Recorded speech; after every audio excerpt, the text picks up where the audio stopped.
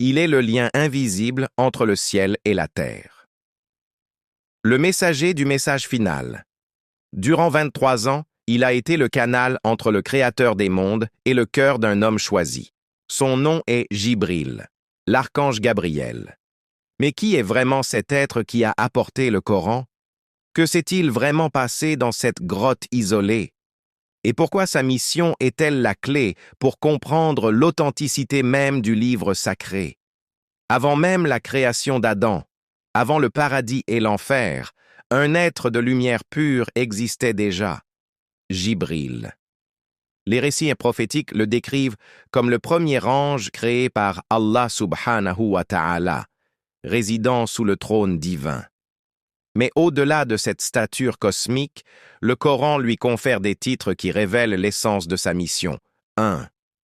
Ar-Ruh al-Amin, il est dit dans le Saint-Coran dans la sourate Ash-Shu'ara. An-Nazala bihi ar-Ruhul Amin ala qalbik. Que l'Esprit fidèle a fait descendre sur ton cœur. 2. Ar-Ruh al-Qudus. Ce titre montre son rôle de soutien divin. Allah subhanahu wa ta'ala dit, dans la sourate Al-Baqarah, 2, 87.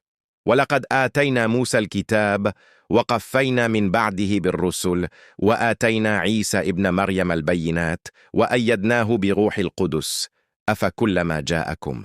Et certes, nous avons donné à Moïse le livre et envoyé après lui des messagers. Et nous avons donné à Jésus, fils de Marie, des preuves évidentes, et nous l'avons renforcé du Saint-Esprit. Est-ce qu'à chaque fois qu'un messager vous apportait des vérités contraires à vos souhaits, vous vous enfliez d'orgueil? Vous traitiez une partie de ces messagers. Nous sommes en l'an 610, dans la grotte de Hira, près de la Mecque. Mohammed, âgé de 40 ans, se retire pour méditer, en quête de vérité, loin du polythéisme ambiant. Soudain, l'impensable se produit. Le récit le plus authentique, rapporté par son épouse Aïcha dans le Sahih al-Bukhari, nous plonge dans l'intimité de ce choc. L'ange apparaît sous forme humaine, le saisit et ordonne « Lis ». Pris de terreur, Mohammed répond « Je ne sais pas lire ». L'étreinte se fait plus pressante à 3 reprises jusqu'à ce que les premiers mots du Coran descendent. Il est dit dans la Sourate Al-Alaq 96, Tisratun Wastun, Wahid ila Khamsa. Bismillahirrahmanirrahim. Iqra biasmi rabbika alladhi khalaqa. خلق الإنسان من علق اقرأ وربك الأكرم الذي علم بالقلم علم الإنسان ما لم يعلم. Lis, au nom de ton Seigneur, qui a créé l'homme d'une adhérence. Lis, ton Seigneur est le très noble, qui a enseigné par la plume, a enseigné à l'homme ce qu'il ne savait pas. Tremblant, le cœur battant à tout rompre, Mohammed rentre chez son épouse Khadija. Il dit « J'ai cru avoir péri ». Khadija, la première croyante, le rassure avec des paroles prophétiques. « Non, par Allah subhanahu wa ta'ala. Allah subhanahu wa ta'ala ne t'humiliera jamais. Tu maintiens les liens de parenté, tu portes les fardeaux du faible, tu cherches à acquérir ce qui manque, tu hospitalises l'étranger, et tu secours les victimes de l'injustice. » La sincérité du prophète, sa terreur et son aveu d'illettrisme sont les preuves même qu'il n'était pas un imposteur préparant un discours. C'était un homme bouleversé par une expérience surnaturelle. Khadija, son soutien inconditionnel, montre l'importance d'un entourage qui croit et stabilise dans l'épreuve. Elle fut le premier pilier humain de la prophétie. Le premier mot, lis, ikra. Ce n'est pas un ordre anodin. Il pose les fondements de la civilisation islamique, la lecture, la quête du savoir, au nom du Créateur qui n'est nul autre qu'Allah subhanahu wa ta'ala. Contrairement à une idée reçue, le prophète n'a vu Jibril sous sa véritable forme angélique que 2 fois. La première fois sur sa demande et la seconde lors du voyage nocturne, à l'Isra, près de l'arbre Sidrat al-Muntaha. Le plus souvent, Jibril venait sous l'apparence d'un homme pour enseigner.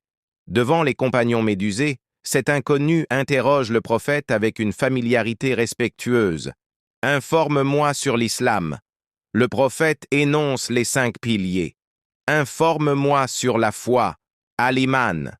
Le prophète définit les 6 piliers de la foi. Croire en Allah subhanahu wa ta'ala, ses anges, ses livres, ses messagers, au jour dernier et au décret divin. Informe-moi sur l'excellence, Al-Ihsan. Le prophète répond, c'est que tu adores Allah subhanahu wa ta'ala comme si tu le voyais, et si tu ne le vois pas, sache que lui te voit. Après son départ, le prophète révèle, celui-là était Jibril, venu vous enseigner votre religion. Pourquoi Jibril était-il l'émissaire idéal, incapable de faillir? Le Coran, dans la sourate At-Takwir, le dote de 5 qualités impeccables qui forment un bouclier autour de la révélation. C'est là la parole d'un messager noble, doué d'une grande force et ayant un rang élevé auprès du maître du trône, obéi là-haut et digne de confiance. Sourate At-Takwir. L'histoire de Jibril n'est donc pas qu'un récit du passé. Elle est le fondement actif de notre lien avec le Coran aujourd'hui. Chaque fois que vous ouvrez le Coran, souvenez-vous, chaque lettre, chaque mot, vous est parvenu par ce canal parfait de confiance et de lumière. Croire en Jibril, c'est affirmer le 2e pilier de la foi, la croyance aux anges, et c'est renforcer notre conviction que ce livre n'est pas une construction humaine, mais la parole préservée du Créateur. Le Coran lance un défi ultime, intimement lié à Jibril, dans la Sourate Al-Isra 17, 88. Dit, si les hommes et les djinns s'unissaient pour produire quelque chose de semblable à ce Coran, ils ne sauraient en produire un semblable, même s'ils se soutenaient les uns les autres. Ce défi repose sur la perfection de sa source et de sa transmission.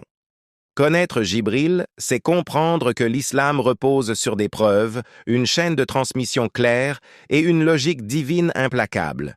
C'est fortifier sa foi par la connaissance. Cette vidéo vous a-t-il éclairé? Si oui, partagez cette vidéo pour répandre la lumière de la connaissance. Abonnez-vous et activez la cloche pour ne manquer aucun de nos récits aux sources de l'histoire. Laissez un commentaire pour nous dire ce qui vous a le plus marqué dans l'histoire de Jibril. Et souvenez-vous, comme le dit le Coran, Sourate Al-Baqarah 298. Man kana aduwan lillah wa malaikatihi wa rusulihi wa Jibril wa Mikal, fa inna Allah aduwun lil kafirin.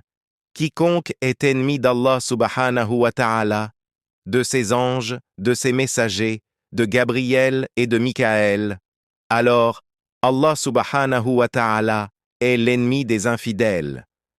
Paix et bénédiction sur vous.